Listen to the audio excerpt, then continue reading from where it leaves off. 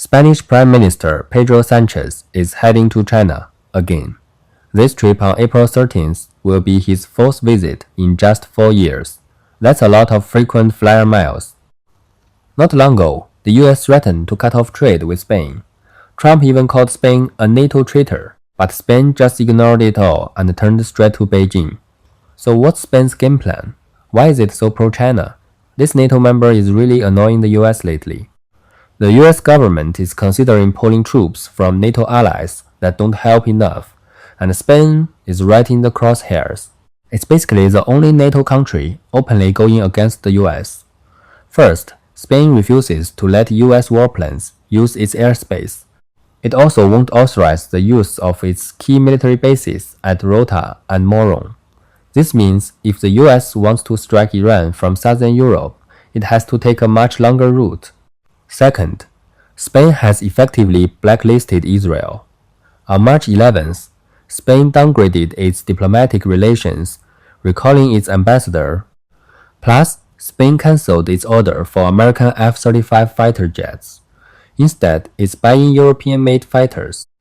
The F-35 is a cash cow for the US military-industrial complex. Spain's move not only costs the US money, but sends a message: I don't times need times the US. So why is Spain so bold? Because even if the US pulls its troops out, Spain isn't worried. Look at the map.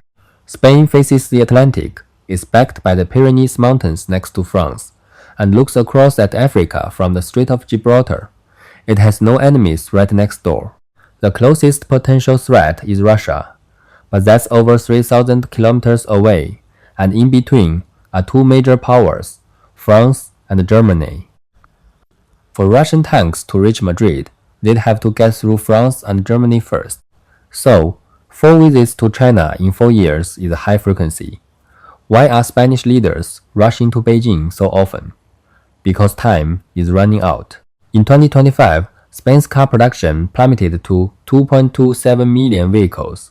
That's a 4.3% drop.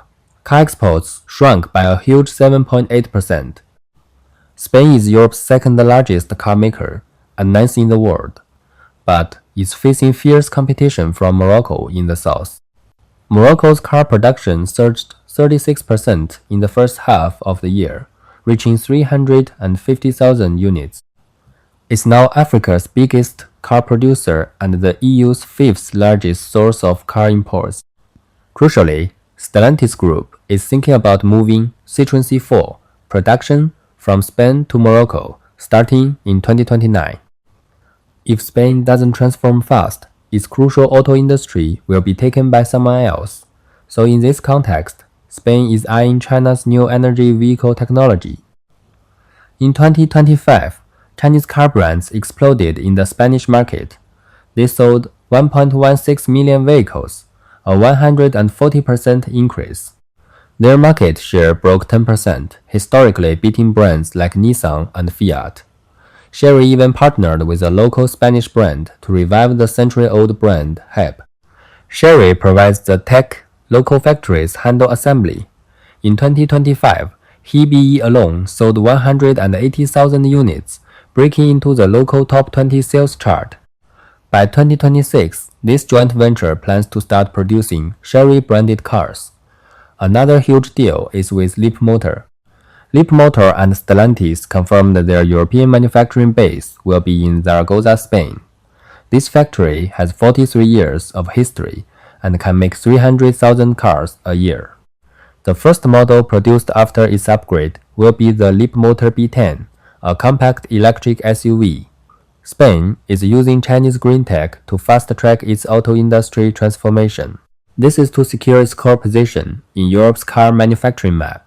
Also, Spanish pork is the top seller in the Chinese market, taking business from the US.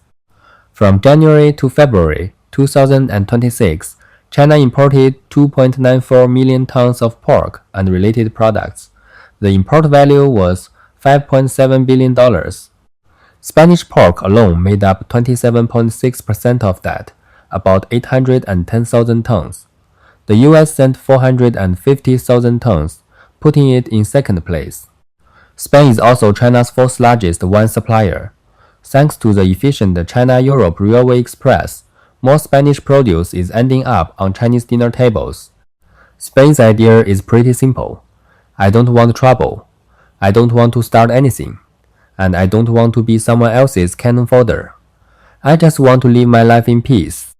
Behind the Spanish PM's frequent trips to China isn't just a strategic calculation.